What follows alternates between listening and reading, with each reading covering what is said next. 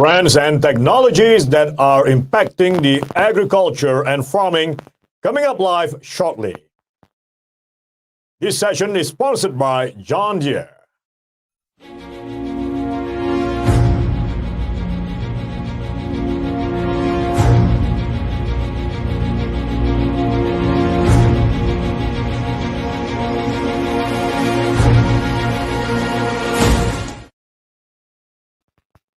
Hi, welcome to Convex Up channel.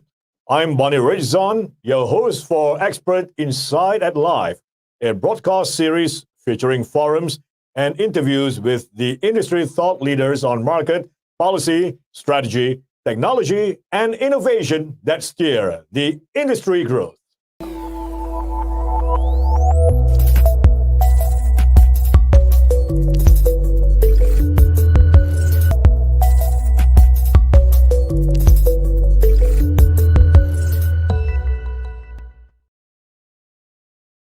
Kindly post your questions and comments through the Q&A message box right below the live broadcast window. The agriculture and farming sector are currently undergoing digital transformation with huge potential to producers and the consumers. Introduction of digital agriculture, industrialization and mechanization of production processes, connectivity, and data management are now set to unleash the next revolution in the history of agriculture and farming. Utilization of smart IT, drones, machine learning, and other advanced technologies, and crucially, networking these assets enables more efficient use of resources, results in higher yield and production, increased efficiency and productivity, and answers to the new environment. In this episode, our renowned agri-tech experts will share their insights and updates on the latest global trends and technologies that are influencing the overall agricultural and food systems. It is a great pleasure today to have some of the most remarkable experts. First, we have Dr. Prisan Rakwati, Vice President, Digital Agriculture Development and Promotion, Digital Economy Promotion Agency, DIPA. Next, we have Dr. Ravi Ketarpal, Executive Secretary, Asia Pacific Association of Agricultural Research Institutions, APAR. And last but not the very least, Mr. Sanjay Borkar, CEO and co-founder, Shivrai Technologies Private Limited, Farm ERP, to share with us the latest trends and technologies that are impacting agriculture and farming. Welcome to the program, gentlemen. How have you all been doing? Good afternoon. I'm fine. Fine. Thank you. Thank you. Great. Very good.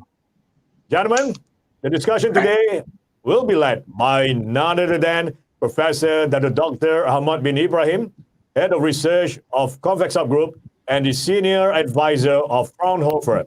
He also served as professor at the UCSI University. Without further ado, I will now hand over our segment to Professor Dr. Ahmad bin Ibrahim. Over to you, sir. Thank you very much, Bani, for that introduction. Welcome, Dr. Prisan, Dr. Ravi, and Mr. Sanjay. We are entering a very good forum today to discuss a very important topic, agriculture, or new agriculture. You know that we can never be rid of agriculture. We need agriculture, but agriculture has changed because the world has changed. We have more people, we have less land, we have to produce more. Productivity is at the top of our agenda. And we are fortunate because there are some new technologies that are being developed by scientists through research. And these technologies have become very important in helping agriculture improve its productivity. So today, what we will discuss is what are the trends and technologies that are impacting agriculture and farming in the world. I would like to start with Dr. Prisan first. We know that Thailand is among many of the leading agricultural nation, especially in the Southeast Asia, among the Southeast Asia countries. I know that Thailand is very strong in terms of marketing the agriculture products, and they're very strong in the farming community. So, but now we are ending up with digital technology that are encroaching into the agricultural production. So, Dr. Prisan, I know that Thailand has started to go into some kind of long-term planning to get farmers and agricultural players to adopt digital economy. Can you let us know what has been happening in Thailand? Please, Dr. Prisan. Well, thank you very much. As you know, it's like a Thailand main industry. One of the main industry is agriculture. So, but however, our farmer is become aging. So average aging is about 50. That's why we are lacking of the labor. Um, that's why the government is trying to put the agriculture or agri-tech into the plan. For example, we try to use a drone to fertilize and then uh, pesticides the rice field, which is now getting more popular day by day. Maybe 1 or 2 years in the past, maybe it's not popular, but the technologies become cheaper and cheaper, and then the more that they are promoting, the more farmers are opening up. And the other thing is like they try to use the some, for example, satellite technology mapping to do the land zoning. Um, but still in the early stage, but they are trying to do the planning. However, in Thailand, we have a small field, which is less than 10 light or 1.6 hectare.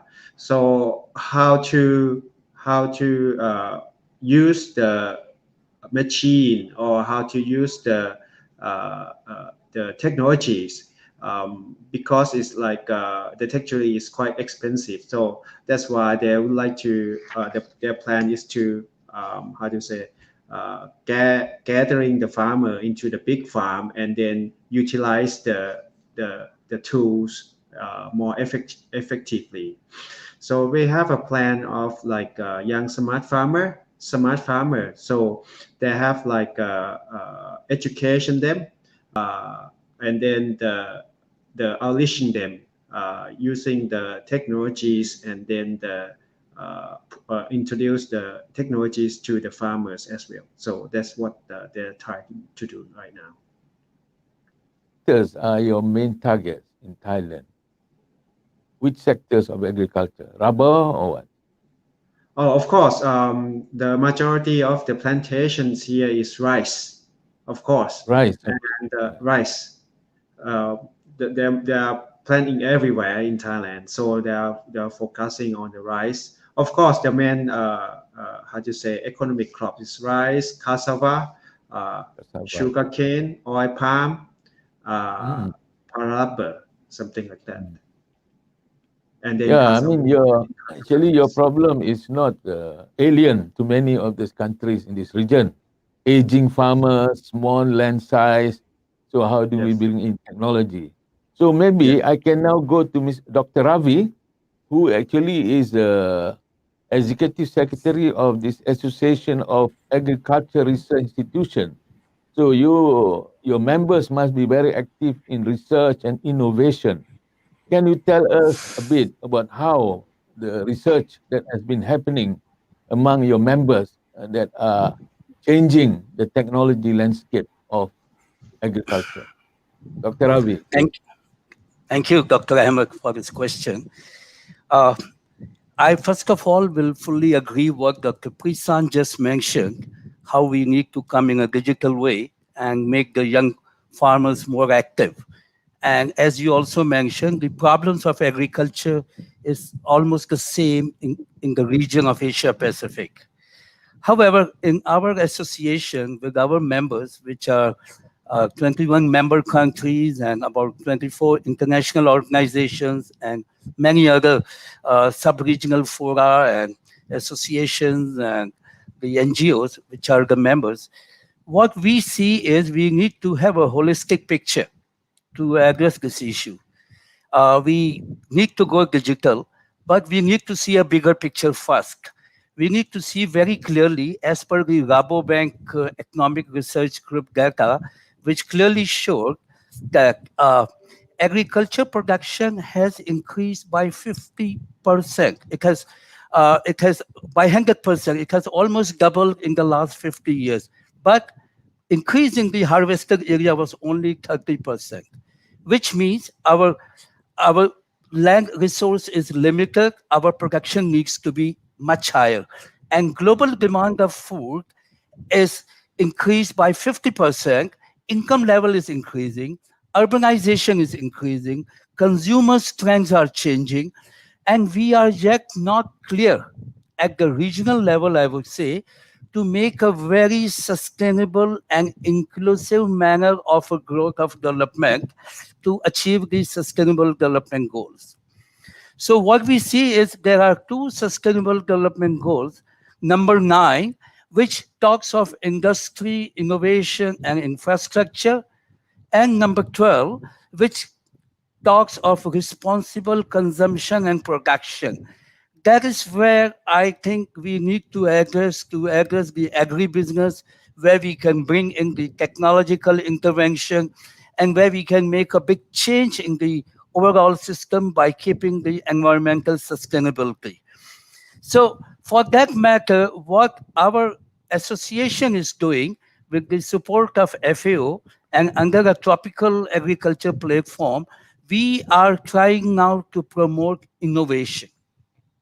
And I hope you all know what is innovation. Innovation is not invention, to be very clear. It's an idea or process which adds to the socio-economic value of any product or process of any organization or anything. So we are trying to have a common framework for capacity development for agriculture innovation system, which we have developed, and we are trying to use it with the members now, with the support of FAO. The major thing in capacity development in agriculture innovation system is not the technical capacity, not to make them digital smart, not to make them any biotechnology smart or anything. That they are. They have their qualification. They have their background. Our aim there is to build a functional capacity where they get a capacity to navigate the complexity. The whole system is very complex. They have a capacity for engagement with the strategic processes, capacity for reflection and learning. And so such kind of capacities we are building and blending with the technical capacity, even in our programs with WTO, where we do capacity building for risk mitigation, for detection of maximum residue limit of pesticide for export and all. We try to blend everywhere in all the projects, where people get a blend of capacity, where innovation becomes a key factor and functional capacities are fully used to really harness the technical capacity which has come up. So this is in brief what I would like to say right now. So do you have collaboration among your research members, and what kind of big topics do you have where you together collaborate to find solutions? Yeah, that's a very good question, Dr. Ahmed. In fact, we work on 4 thematic areas with our members. Number 1 is on biotechnology and bioresources, where we work on fish genetic resource or animal genetic resource and plant genetic resource, on underutilized crop, on the advantage of biotechnology, gene editing and all with the members. Second is risk mitigation, where we try to work on the risk of the pest and risk of the pesticide, which are limiting the exportable products of the countries, our member countries in the region, under a WTO project. And again, we have another thematic area that is on inclusive development where we work on pro-poor value chain. And we have just initiated this because we find the fragmented value chain in the region. Lot of things coming up. Either there is a product, there is no market, or there is a market, there is no product, there is no process of storage or transport. Or so it's a proper kind of a value chain. We are just establishing a center of excellence of value chain right now in National Chungcheong University at Taiwan, where we will be working on the policy positioning. There's no policy on value chain in any country. They are under different ministries. There's no clear-cut value chain policy.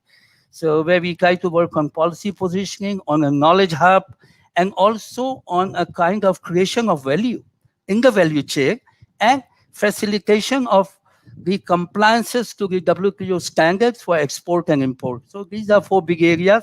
We are just trying to work with on the value chain aspect with our members, where capacity building will be in each aspect, what I said, will be our prime focus.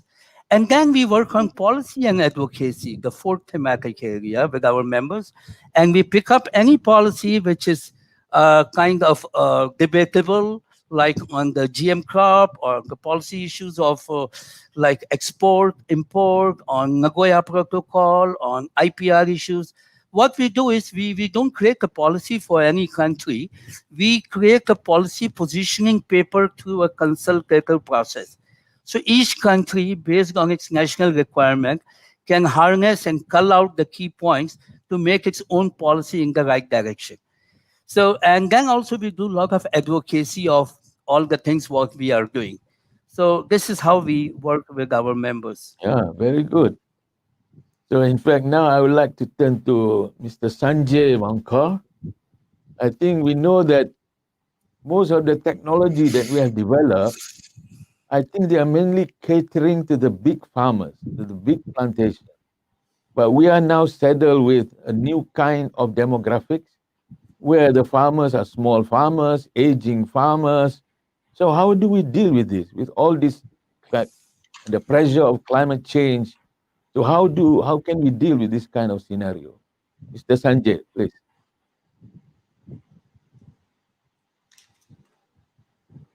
This is a big question now. Like the big plantations, companies who are having a lot of resources, they have machinery, they have investment power, and they have resources in which they can build their companies, manage huge plantations. They have connections, they can sell their produce. So it's very comparatively, I would say, easy for them to do the business as compared to the small holding farmers. Smallholder farmers, as you say, are more than 80% of the lot in Asian countries, and they face a unique set of challenges. And these challenges typically are towards uh, shortage of resources, shortage of credit, then climate change is a new challenge which is in front of them, which is of course in front of big and small farmers everywhere. Then the price volatility, that is also important. Getting the right advice at right time. Lot has been talked about sustainability, climate resilience, food safety, traceability, but how to adopt it? For the small farmer, they are not even aware of many of these terms, and how to make them aware of this. So I think small farmers are facing a lot of challenges. And in my opinion, being a technologist, I think technology is the greatest enabling factor which is coming into play now. With my experience of working in this for more than a decade, where I've started working for developing software for farmers and eventually graduated in working for very big farms and giving our ERP to those. We work on various technologies like AI, machine learning, ERP, blockchain, and we offer and try to solve different problems of agriculture and agribusinesses. Now, with all that knowledge which we have got from our corporate exposure, we have started using it for farmer producer organizations, farmer producer companies, farmer associations and small farmers, in which we could help them give advice. Now, first thing is, what should I sow? I mean, for the small farmer to take a decision, what crop should I take? That is very, very important, because even if I take a decision to cultivate that crop, and if I'm not getting the right inputs and right advice to grow it, and of course, after it has come to a level of harvest, and if I am not getting good value for it, what's the use of growing this crop? Now, technology can help smallholder farmers to know or to guide them on what to grow. That is first thing. Second thing is how to grow it. I mean, we are helping smallholder farmers like vegetable growers. We are also helping, let's say, some smallholder farmers in Vietnam to grow sustainably grown rice with the help of SRP, that is Sustainable Rice Platform. Whereas in other parts of the world, we are helping smallholders to grow exportable fresh fruits and vegetables. We are Global Gap member, and we are Sustainable Ice Platform member as well. Now we promote sustainability, we promote traceability, we promote food safety, and of course climate resilience. So what to grow, when to grow, uh, how much water should I give, when should I give, how much nutrition should I apply to the crops, and typically the pest and disease detection. And after coming to through all this, uh, whether I would get a right buyer who could give me better value. So linking them with the market. So this is something which in which technology can play a very good role. I mean, drones, satellite imagery, artificial intelligence, computer vision. Uh, these are all different kinds of technologies, cutting edge technologies, which can be used to develop the application and which could help farmers. And many companies are doing it. I mean, as we are doing it, many of them are doing it. I think that's what So I I think. think based on what you are describing, what to grow, that is okay if you are dealing with annual crops.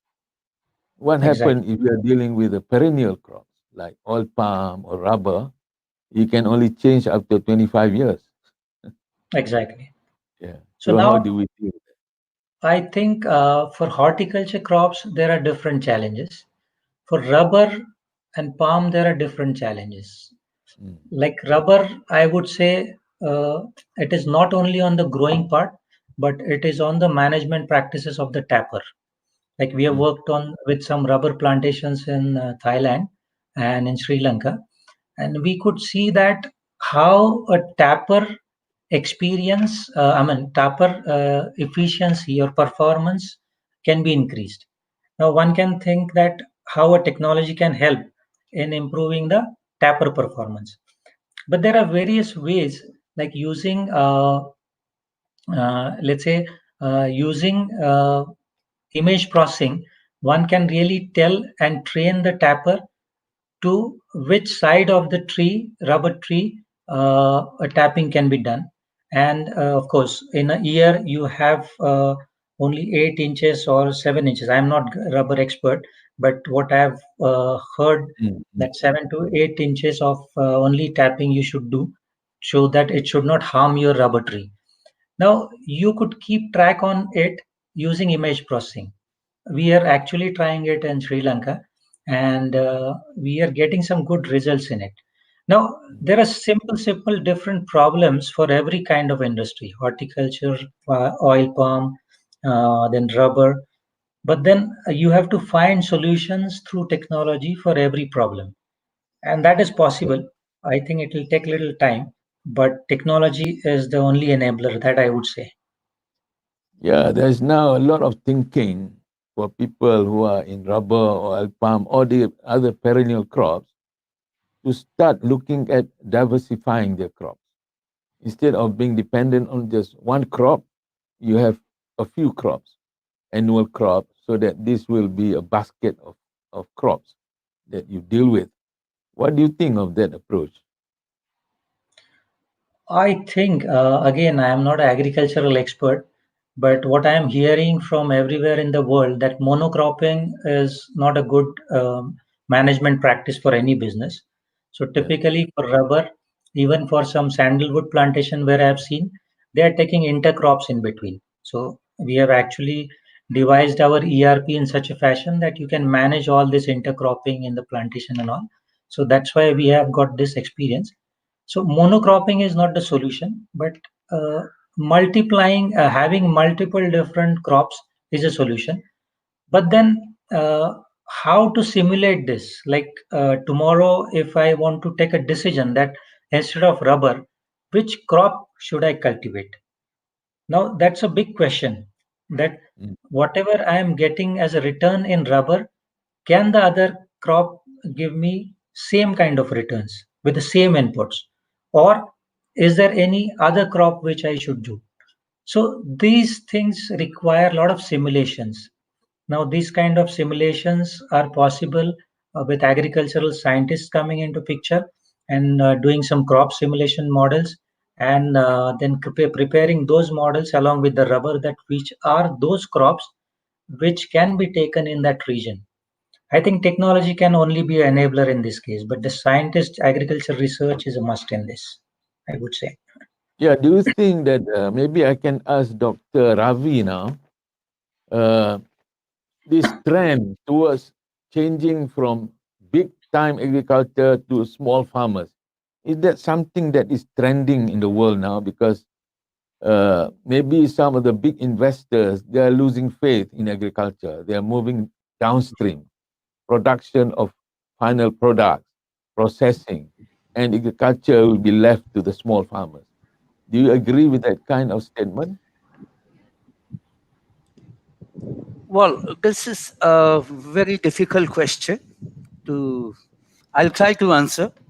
Uh, well, if you look at, I see the region, Asian region. In Asian region, 6% of the farmers occupy two-thirds of the land, which we often forget. 94% of the farmers, which are small farmers, occupy one-third of the Asia Pacific land. Now, where is your focus?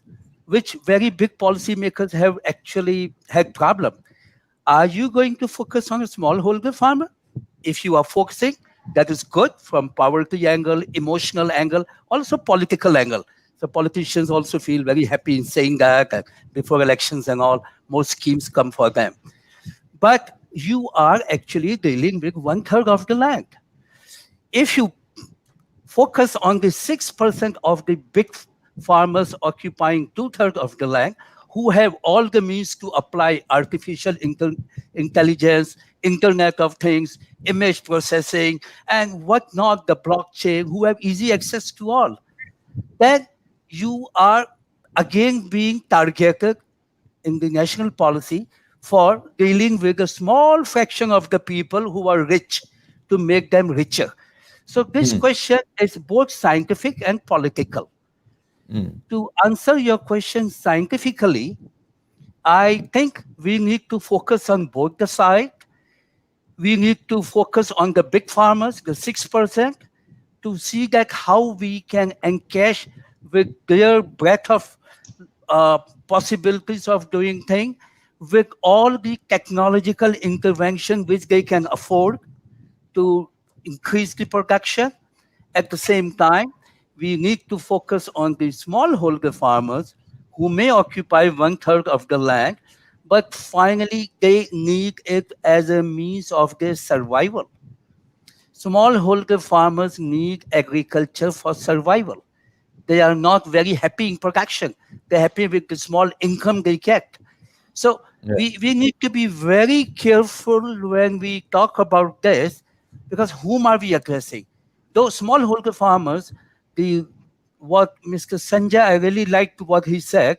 Many of the technological interruptions or the technological disruptions, as what Dr. Prisan also mentioned, I believe we need to find a way out in the public sector to carry it to the smallholder farmer. Because these people are very poor. We need to bring, instead of giving them subsidies and all, we need to bring these technological innovations to them to make sure that they remain in agriculture, number one. They are not leaving the agriculture. Number two, they help in increasing the production. So that is Yeah, all I but can say right now. how do you bring technology to a group which cannot receive? Well, I think things are changing. Now, as I see, these mobile phones are playing a very important role, ICT. And most of the interventions which Mr. Sanjay mentioned can reach through mobile. And I must say, I know about India, I don't know about the whole region. There is a big penetration of the mobile market in the villages. Sanjay may be knowing the percentage. I think a villager who cannot afford 2 meals a day is definitely having a mobile with him. So you Right. can see the things which, and this is, we should use it to our advantage. Yeah. And we have to have more means of using ICT to bring technological interventions to the smallholder farmers. But we need to devise a simple way for that. Yeah. So what about in Thailand, Dr. Prisan? What is the ratio between big farmers and small farmers in terms of land area and all that? And which sector have the big farmers in Thailand? Well, of course, different kind like sugarcane. Sugarcane, Good. we have like a big farm, but rice field somewhere, some in the middle of Thailand, central part is like more industrialized compared to the northeastern is like family wise. But one thing that we should concern, and then this is our king philosophy, which is called sufficient economy. So if you are a small farm, so you have a small patch of land, so you have to think and then rethink that if you would like to plant a small crop, I mean a monocrop, or you just plant just enough for a living, you just like lay like a chicken farm, eggs, and then other kind that you have enough to eat, and then if you have you plant or you gain more, you can sell to your neighborhood. This is one of the sufficient economy. However, if you have more land, for example, like a big area, or you are rich or something like that, and then industrial, I mean, the food industry need very high demand. For example, cassava or something like sugarcane or palalabur. So you can thinking of using the technology in order to be able to better plan or better monitoring.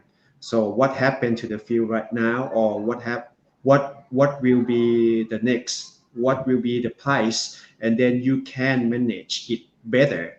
So you can control the loose like well if the temperature is come this far, so you should spray more, or you can better control something like that in order to get better management in the industrial farm.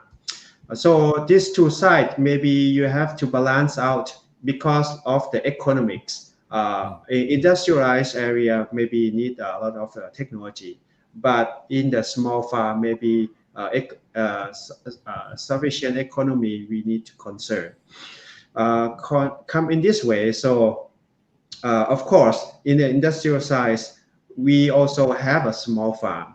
So how to better manage this small farm together, and then how to better control. So co-op will come and play better roles. Okay, Co-op. co-op is helping you to manage Mm. buying the thing, buying fertilizer in the big, and then separate, scatter all around the member, and then preserve or ensure that you're financially secure, something like that. You need to have a, how to say, a scheme to be able to help the farmer. Of course, the technology wise is also concerned, like agri-tech or something like that. In DEPA, of course, agri-tech is in Thailand is very limited. We don't have many agriculture company because startups in Thailand. If you go into the agri startups compared to the fintech, more young grad will go to the fintech because of higher income. So agri-tech in Thailand or agri-tech startup in Thailand is very limited. This has become the problem because of the small size of the startups, and then they are gathering in the big cities like Bangkok or how to say or big cities.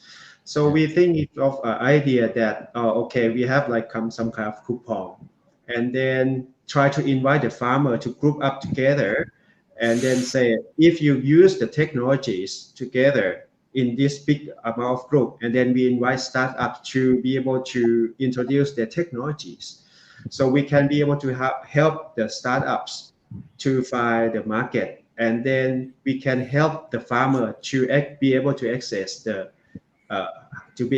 technology. The farmer can improve their production, and then the startup can have a volume of the users, and then they can develop their technologies. Using these coupons, you can have the sum of an ecosystem to do the business, something like that. So this is what we try to do right now in DEPA. Yeah, And then, also I think that we have no problem very much with the big plantation, big companies, as far as technology goes, isn't it? Because they can easily embrace new technologies. The problem is with the small farmers. Now, with the recent technology advancement in miniaturization and all these small machines, do you think, Dr. Ravi, maybe there is need for some research to try and develop new tools for processing and for productization for small farmers? What do you think? Are there any such research among your members? Well, a lot of research is going on to benefit the small farmers. And as I mentioned before, it is the challenge right now to make the technological interventions, the how they can be linked with the small farmers, which is feasible. And what Dr. Prisan just mentioned, it is the cooperatives which or the farmer producing organizations which can come into picture to play a role to reach to the ultimate smallest denominator, a small farmer. But in terms of research, which is your very specific question, I am not sure if much of the research is going on that front. And that is actually a dire need to see how we can apply big technological interventions for the benefit of small farmers. Right now, because they have the access to mobile, and how we Yeah. can have an outreach program for them. But adapting this technological intervention for smallholder farmer is a challenge, and I'm not sure if much is being done on that front. So can this be a big topic for your association? Well, it is a big topic. Not it can be. It is a big topic, and we have had some internal discussions on it. But our plates are full. We have limitation of our staff, our budget, and our Oh, capabilities. So we just do as much as we can. But this is very interesting. And when the opportunity arises, we get a big project, some funding, some skilled human resource for that. We'll be very happy to carry it forward. yeah. You also mentioned about one of your key area is biotech and bioresources. And we know that there are research going on in trying to move away from land-based agriculture towards bio-based, bio in terms of fermentation, microbes, using microbes to produce material, to produce food.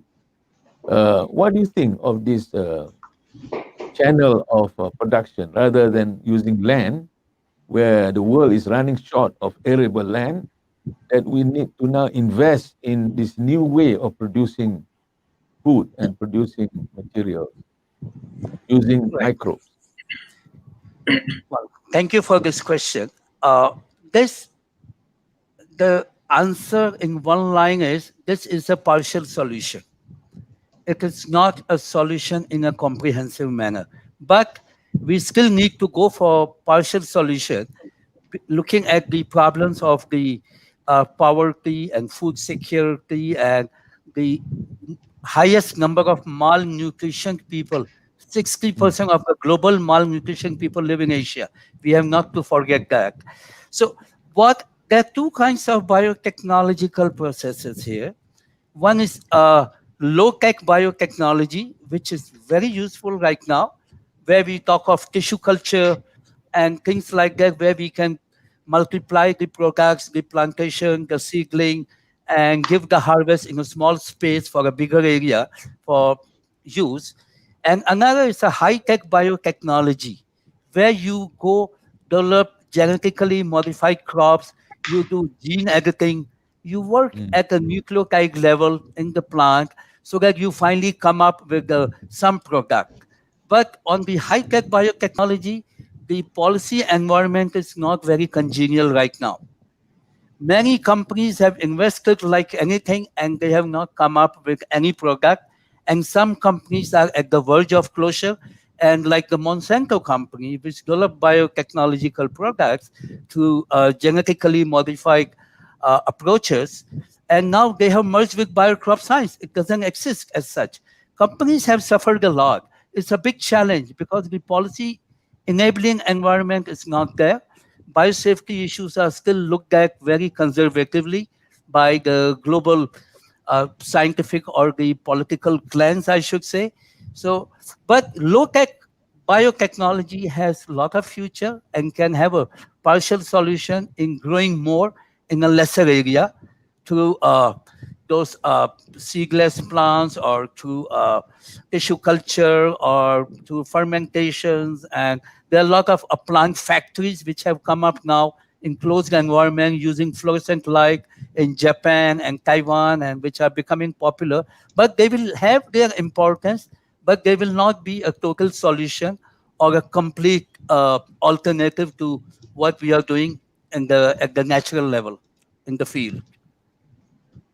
They Yeah. may they may have an impact on agribusiness. They Yes. may improve the agribusiness opportunities, which especially with the floriculture, like what Taiwan is doing. Floriculture is one thing which is having a global agribusiness in a big scale. And I think there they find some use, but not overall for humanity, I believe. Mm. But we should encash it wherever it is feasible. See, one of the big challenge for agriculture is labor. In Malaysia, the oil palm industry, because of this COVID-19, there has been some restriction on the movement of imported labor. And this is affecting the production of palm oil. And people are now talking of automation, mechanization, which is a very difficult thing to do because this has been tried many years. So, how do you think we can actually use technology to move away from labor intensive farming? Well, Mr. I Ravi? Yeah. Dr. Ravi. thank you. I think we should look at it very objectively. Mm. Labors are needed, technology is needed. We need to have a blend of both. We cannot have so much technology that we give rise to 20% population unemployed, who are basically labor from ages. We cannot afford. Politically, also, it will be incorrect for any government to win the next election. So we have to look at a very clear picture. We need to have labor, but gradually, what we need to do is build the skill of these laborers for using the technology in the right way. We need to Mm. keep them involved. We need to bring skill. We need to do more capacity building with these laborers and bring technology. It has to be a gradual process. Suddenly, COVID-19 came, and I probably that is why your question, laborers have gone back to their homes, Mm. and there were a lot of problems with the manufacturing and other industries. But this is something very unusual. And we all are caught napping because none of the countries in Asia, unfortunately, has an emergency crisis plan. We don't have a rapid response strategy. We just work, we get something, we do, we earn, we go move forward, we bring policy, we fight, we do everything, finish. The government at the back end doesn't have a rapid response strategy, neither we have an emergency crisis plan. So we need to focus on policies. We need to look at those aspects. We can't neglect labors. We cannot neglect technology at all. It is a very sensitive balance we need to do. We need to be politically very mature to manage it. The balance is what is challenging. Yes, that's In my fact, when we view. talk about Industry 4.0, there are many Yeah, people, they are exactly. worried that if we bring in all this automation, there'll be less jobs, you know? So, Mr. Sanjay, do you agree with that kind of stand? I don't think with automation we will lose some jobs, but we will also create lot many jobs, because the only thing is those jobs will be little different than what the jobs which we are losing. I would say this labor is always a very costliest resource in any farming. Wherever you go across the globe, labor is the costliest resource, and it is also very critical. So getting the labor in the peak time when your harvest is on is very difficult. You know, you Exactly. have to have a lot of good relationship with those labor groups so that you get them on time. Now, there's a lot of things which are under development as robotics. There are a lot of robots which are being coming into practice, and those robots are, some of them are working in open field. Many of them can work very well in the closed environment, like hydroponics, poly houses, glass houses, or vertical farming, where everything is controlled. So in there, it works fine. But in open field, which is the almost 99% or even 99.99% of entire food is grown there, it is very difficult to replace labors immediately. Gradually, with the development in technology and robotics and its refinement, it is possible. But then that is why your earlier question of why the focus is more on smallholder farmers than the large farms. Now, smallholder farmers has got availability of labors because they have their own family labors. So if you focus on them, so you do not have dearth of labors there. You have dearth of management practices, the know-how, and of course the resources like capital and the knowledge. But the labor is always available in family. So if that can be best used, then you could get the same quality of produce which you are getting from big and large farms. Now that is, I think, is the concept which is coming in to actually, which is win-win, which will help the farmers, the smallholders, give them best practices, help them grow and empower, as well as produce the food which is required by the world of that quality. Maybe having food safety, traceability norms, MRLs and PHIs and everything in practice. Yeah. So, in my opinion, the technology will definitely going to grow. But if the farmers are getting more aware, and if they are getting aware of what consumers want, and if someone is helping them know what consumers want and grow only that which will sell in the market, then of course that's a very favorable situation for the smallholders here onwards. Yeah. Yeah, I'd like to turn to our friend from Thailand, Dr. Prisan. Yes. Uh, Okay. Well, do hello. you have some Um, comments on this? from point of views and then my experience, of course, labor intensive is everywhere, and then we try to use the technology efficiently, but technology is very expensive. Of course, uh, uh, technology, well, we can spend like very expensive technology if you have enough money, but our farmers or some farmer doesn't have enough, so we thinking of resource sharing. Yeah. So if we gather the farmers at a certain amount, and then we try to provide the technologies with the is equally to the large corporate that can be able to pay. So if we have a high volume enough to economically sound or financially sound, so digital technology can be play important roles. So in one community, if we, of course, in rice field, they are very, I mean, um, well, they plant like monocrop, but different owner. But if we know who are next to who and gathering together, we can be able to use the very high technology to be able to do the farming. One case that we've been successful is in the rice field. So we gather, as I said, using a drone technologies, which is like compared considered to the farmers. Each farmer cannot afford this drone technology for each farm, but they're gathering together, and then the provider tell you the stuff. And in the old days, the pesticides and fertilize they use labor force, and then it take like a day to cover like 1 or 2 hectare. But using this drone technology, you can spray in the field. It's only 15 minutes. Um, this is a good thing.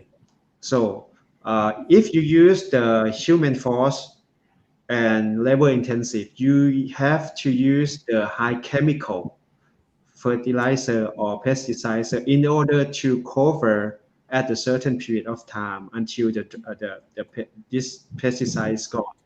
But using the drone, which is spray only 15 minutes, and then it can repeatedly, so we can reduce the contents of the chemical, and then try to use more biological safety to each field. And this is very success case in some area that the farmer community is very strong, and then they gather together.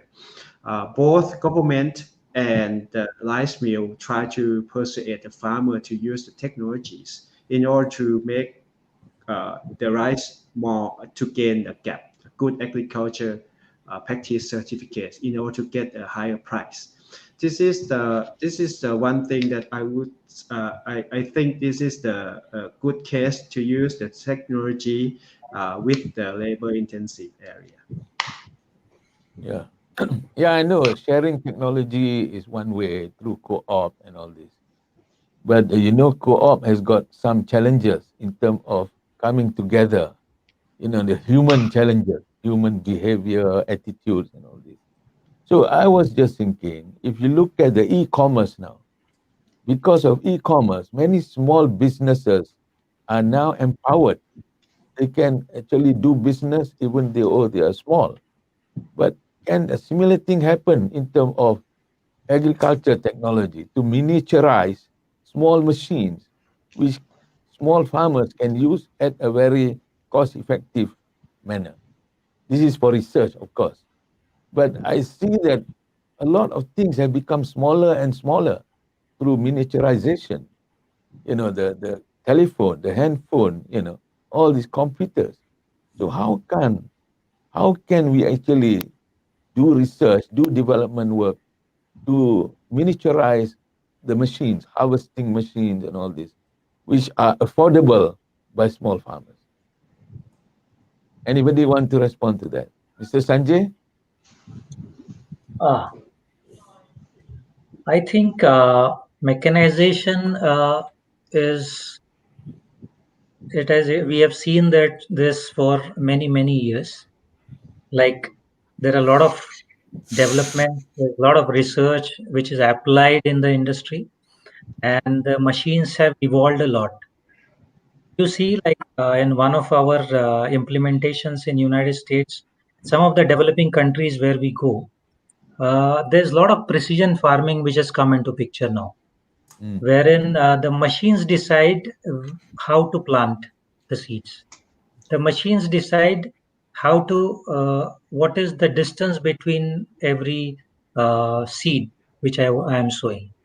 So there are a lot of decisions making abilities which are coming to machines. With electronics playing a lot of role in all this, and as you rightly said, the miniaturization is making the things smaller and smaller. Obviously, we could fit more intelligence on those machines. Of course, a typical size for harvest those kind of crops for those machineries has to be there. But I would say the miniaturization is happening on the electronics level, and there's a lot of intelligence is being put in these machines, which are basically taking the doing the activities which typically humans are doing. So that will grow. But again, as Dr. Prisan said, technology is getting costlier every day. So it makes sense that when a group of farmers come together, or there is a new concept in which farming as a service has come forward, wherein these machinery companies are coming forward and offering these machines on as a service basis to small farmers, because buying those machines such expensive technology is not possible for the small farmers. So I know many of these machinery companies like tractor manufacturers or harvester manufacturers, they are going to farmers giving that as a service to them, to making this intelligence and knowledge available to them in the form of activity on per hour basis. I think that is a trend, and the research, as you said, miniaturization and the research is definitely going to follow. There has to be some more focus onto it, and small startups, if we could promote them, do it, and then those could work with small farmers. So I What hope about in Thailand? Do you have a center for research on Industry 4.0 technologies for agriculture? Is there any such center, or are you still depending on imported technologies? So one of the reasons why technology is expensive is a lot of technologies that we use are imported, right? So is there any initiative like the Association of Research under Dr. Ravi? Is there any such initiative to develop our own technology for agriculture, which is appropriate for the type of conditions we have in the region?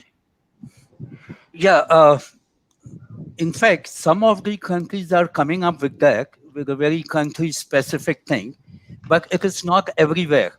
I know a few examples of, like in Japan, in India. In fact, we have a very specific research to use a given technology for a specific group of smallholder farmers, which is there.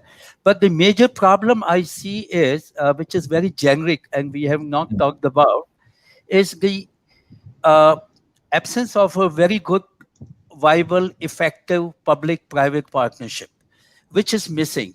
And this actually is blocking lot of good things which the private sector is doing. And that is one point we are trying to raise through the association. And another point is we may be technically very smart. We have the best of technology.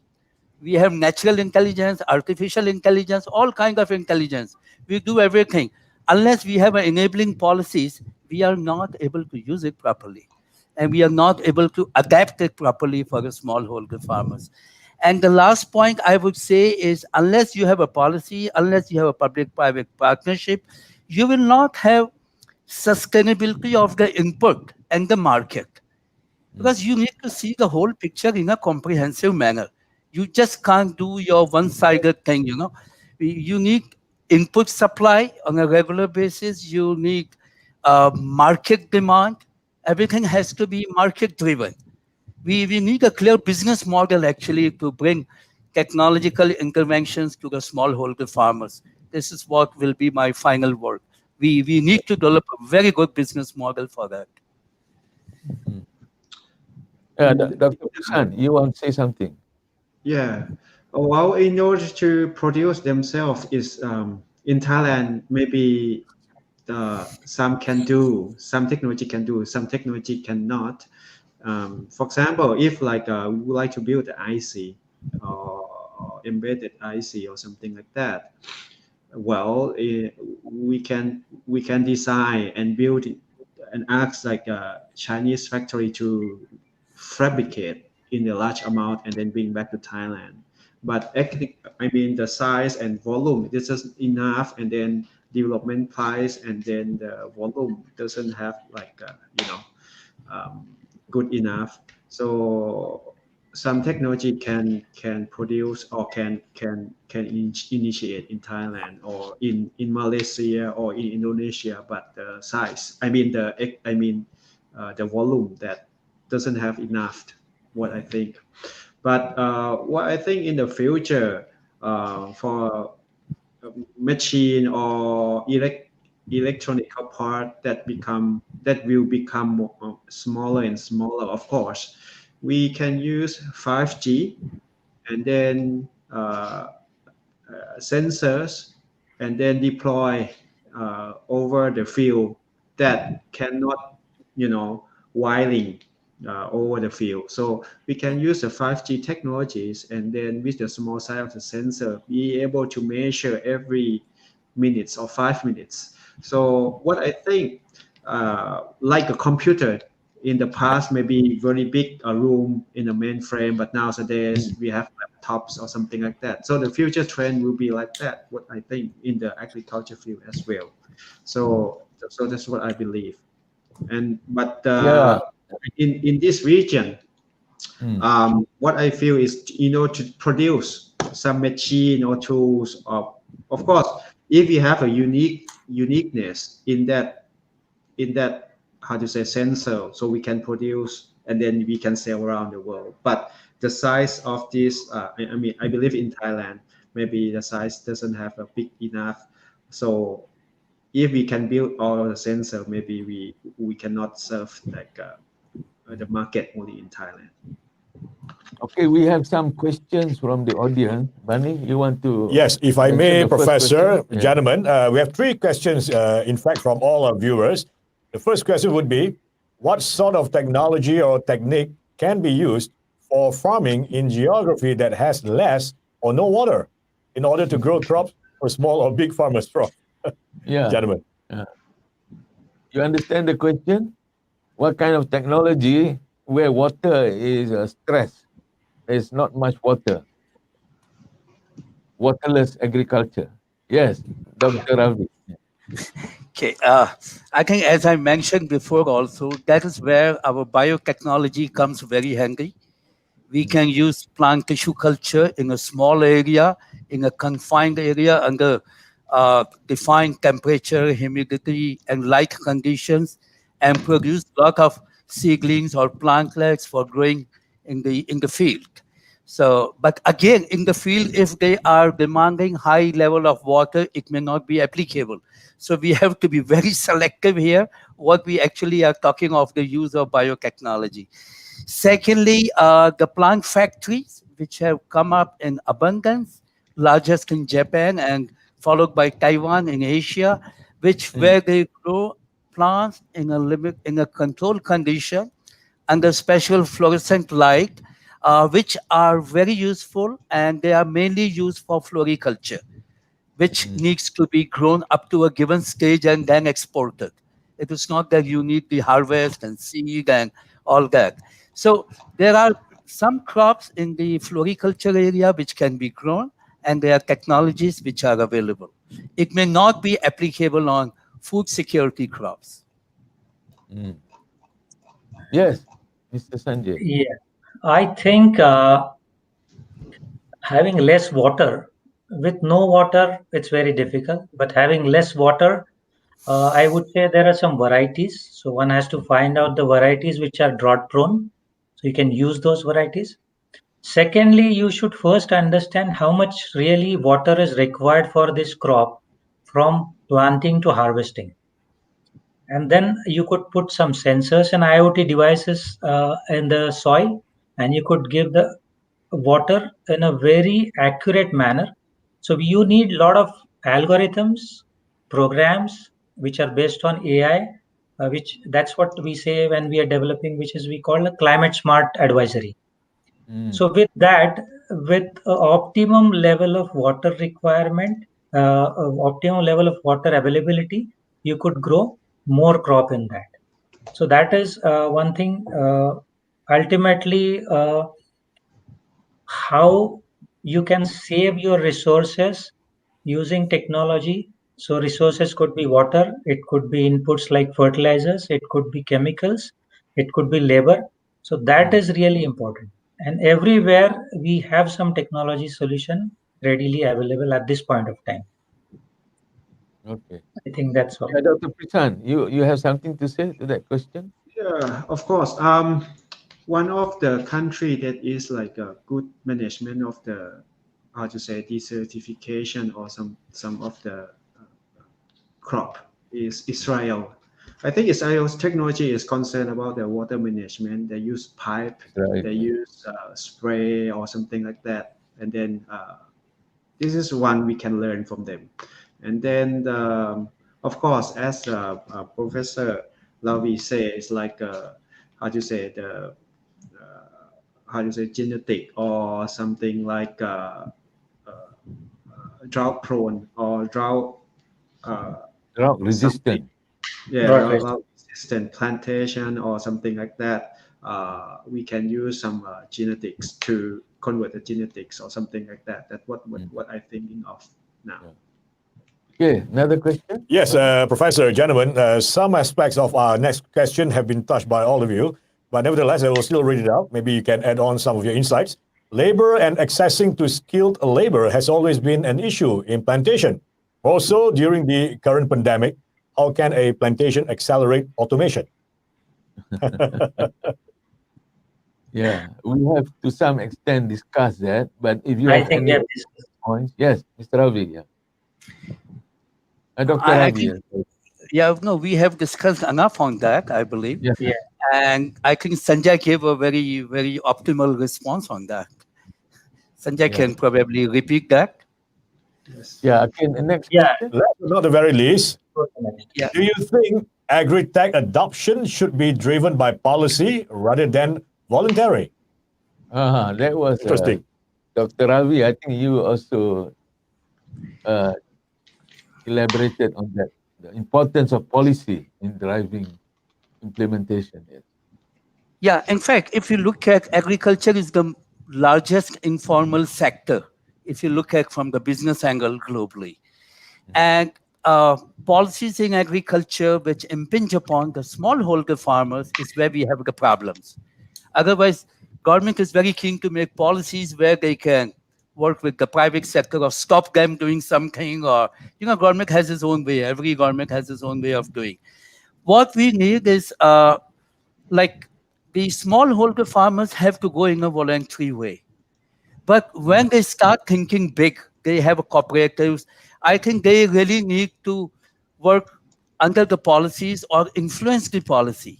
Because when you are following a policy, you can really grow much better.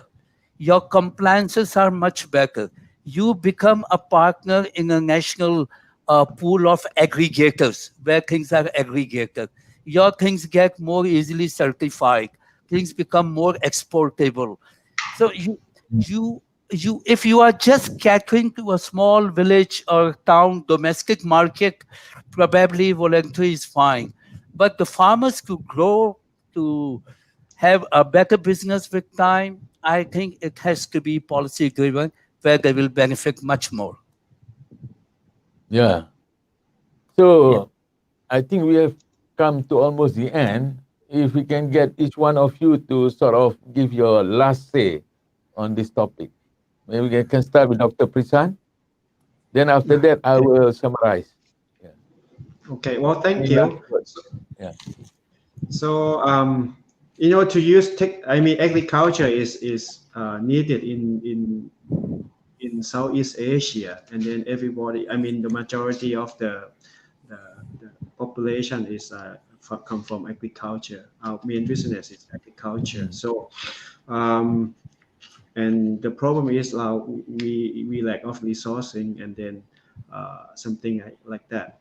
In order to optimize, we should be able to use the technology and innovation to be able to produce more but consume less. And with the agri-tech that we can fulfill, but it depends on the also policy, government policy, and then human perception. I mean the farmer perception, and then broadened mind to be able to accept a new technology or not.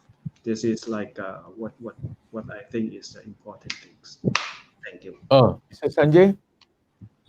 Yeah, I think as everyone know that for the smallholders or even for the big landholders, agriculture is unpredictable at this point of time.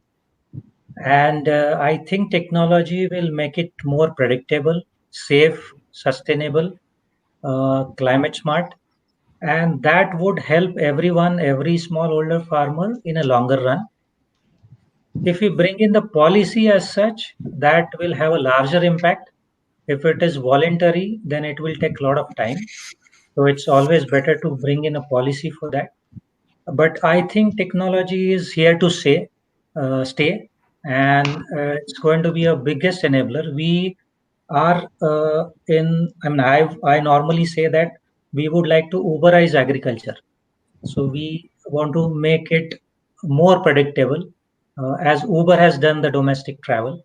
So we would like to Uberize the agriculture. I think that is the future. Okay, Thanks. Dr. Ravi, please.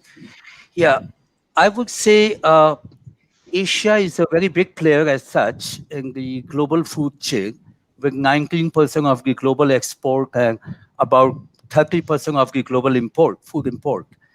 But we can do much better if we address the fragmented value chain, where right from production up to the market level, wherein we have a role of social science, we have a role of technological innovations, we have a role of each and every stakeholder. We need to look at the whole thing in a very comprehensive manner to encash upon the technological innovations which have come into play so that we can really benefit the smallholder farmers. Okay. So I think we are quite agreeable that we need agriculture. Agriculture is going to play important role into the future for production of food, production of materials which the world needs. But we are now at a stage where we are making a change in terms of this industry 4.0 technologies, which are now also impacting on agriculture. Now, how to change? That is a challenge. And mention of policy, we need the right policy. We need to move away from fragmented value chain. So we need to actually realize value from whatever we produce so that at the end of the day, every sector of the value chain will benefit. And in that way only you can achieve sustainable agriculture. So I think thank you very much for your inputs, and I think we have had a good discussion. And now I pass to Bani. Thank you very much, Prof.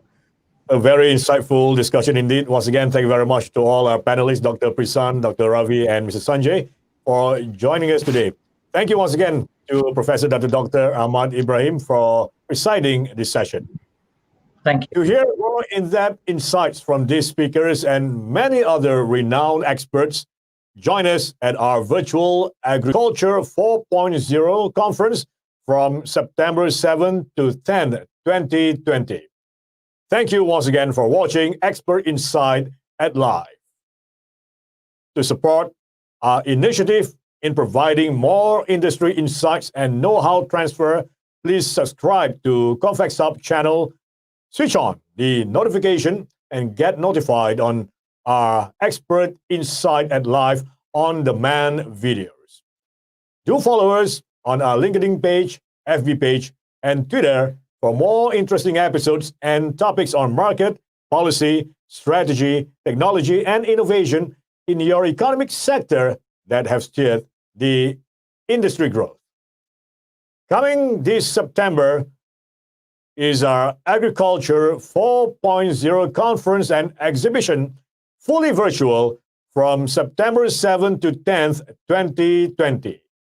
4 days conference with over 20 international industry experts sharing on latest trends and technologies for the agriculture industry. Register now. John Deere is one of the gold sponsors for this forthcoming conference. Coming up next, palm and canola oils prices outlook off target. Get more precise forecasts from real experts September 22nd, 2020, 2 p.m.